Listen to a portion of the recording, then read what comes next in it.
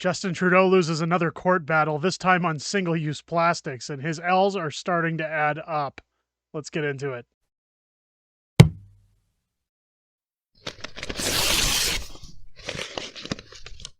Oh, yeah!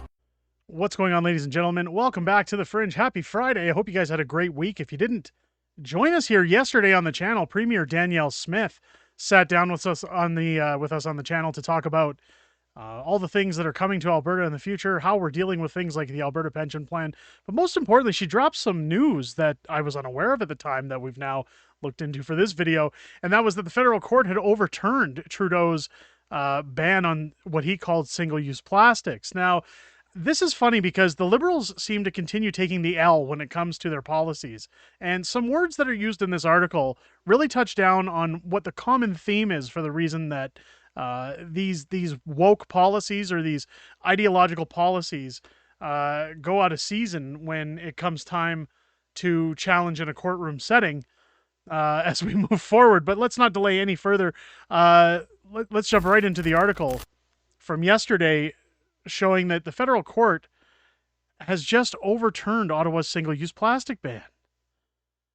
They overturned the ban on Thursday, deeming the policy unreasonable and unconstitutional. So again, those are the common theme words being used here to discuss Justin Trudeau's stupid bills that are just deemed to make your life miserable.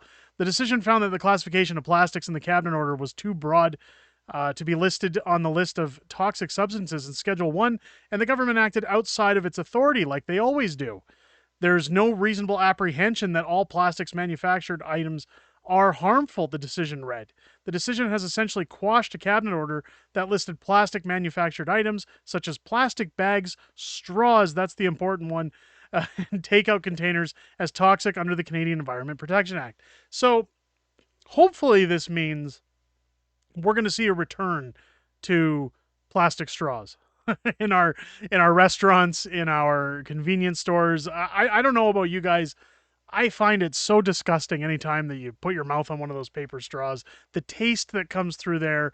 Again, I feel like Trudeau did this to make us miserable.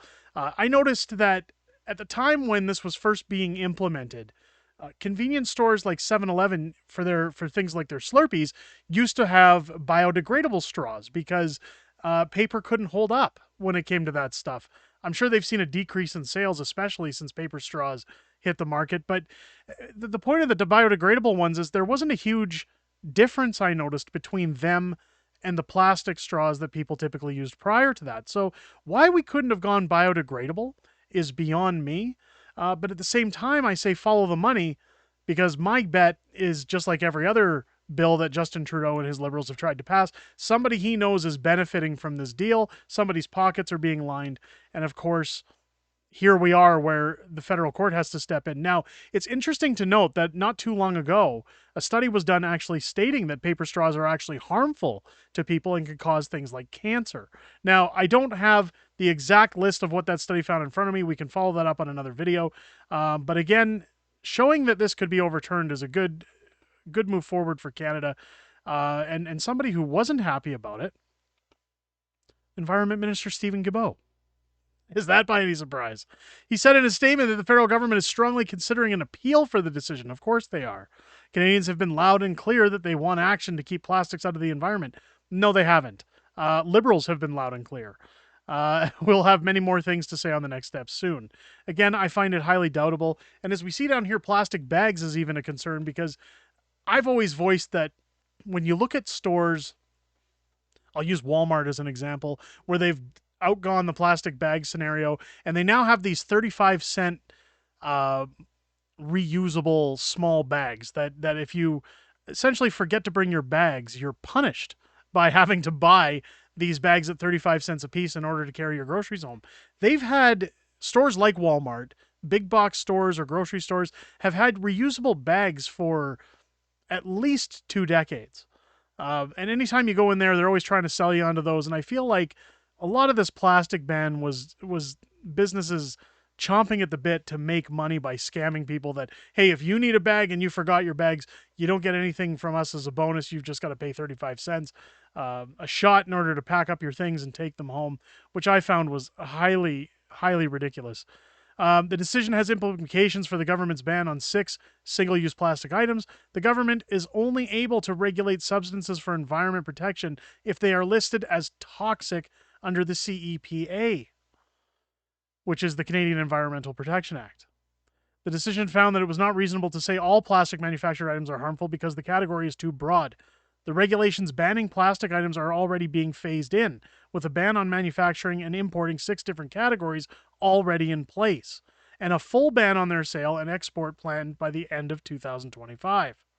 Alberta Premier Danielle Smith said in a statement that the decision demonstrates a continued pattern of federal overreach intended to subvert the constitutionally protected role and rights of provinces. Of course, Danielle Smith again coming out to state, hey, you're infringing on people's rights, you're ruining their lives, you're taking away basic things that people should have in their lives for no reason.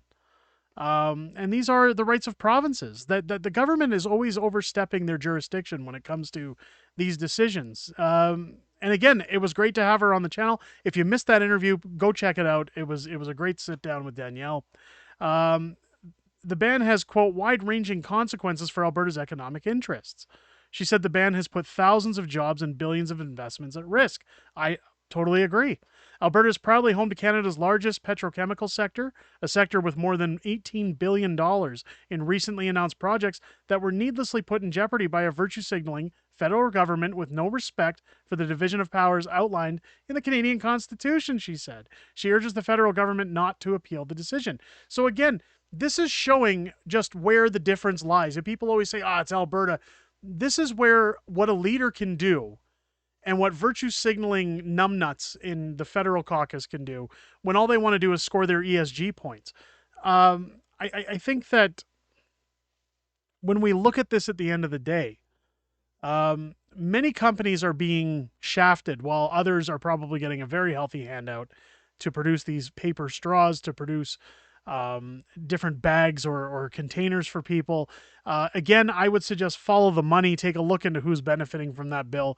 But Stephen Guilbeault, I mean, there's rumors circling around that Stephen Guilbeault was going to quit his job. If you remember, he said the same thing about the carbon tax cutouts that Pierre Poilievre put the bill forward that the Bloc destroyed, where he had said that, if that motion goes through, he'll quit his job. Now, people are saying Stephen Guilbeault has threatened to quit his job again if this plastics ban gets reversed. But he's come out, and I don't want to ruin your Friday, but I did want to show that he has corrected the order, saying that he will not resign over carbon pricing. We don't know about the straws ban, but here's him talking about carbon pricing.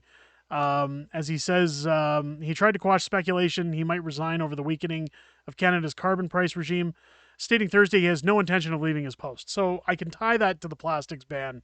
If he has no intention of leaving, fair enough.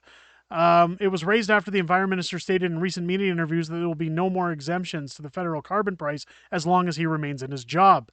Prime Minister Justin Trudeau and Natural Resources Minister Jonathan Wilkinson have also stated there will be no more carve-outs to the carbon price after his decision to suspend the levy on heating oil last month sparked intense political pressure to keep weakening the climate policy in the name of affordability. So, of course, we're seeing here that no, Stephen Guilbeault, unfortunately, is not going to step down. I wished I could come to you guys with that kind of story on a Friday afternoon, especially so that you can enjoy your weekend. But unfortunately, Stephen Guilbeault is going to help keep that black cloud cast over top of Parliament Hill where the Liberals still remain in power. And Justin Trudeau is going to keep fighting to battle these woke policies and these woke these woke agendas that really I, for the life of me, can't understand.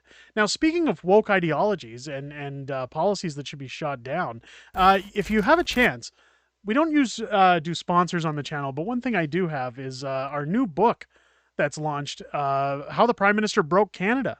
If you're familiar with my first viral book, How the Prime Minister Stole Freedom, this is a spiritual successor to that book, a direct sequel. Following the gaffes of Justin Trudeau. Now, it is currently available on Amazon if you want to grab yourself a copy. They do make great Christmas gifts.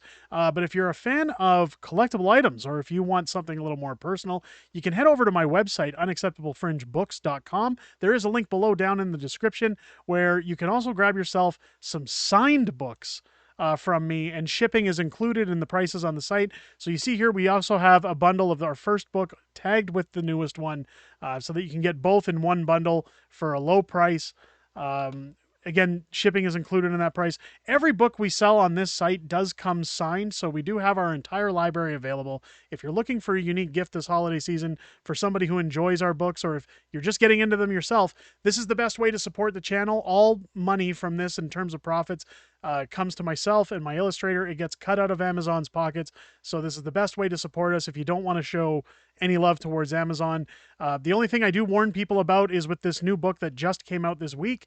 Um, Orders are high in demand, and they are being shipped out as fast as I can get them from Amazon. So in order for me to get them, I have to wait for them to come here, then ship them to you. So I've put down a promise that all orders will be shipped within no more than 10 days following your order. So if you do want them for Christmas gifts, my advice, get your orders in early, just to ensure that you receive the items before the Christmas rush.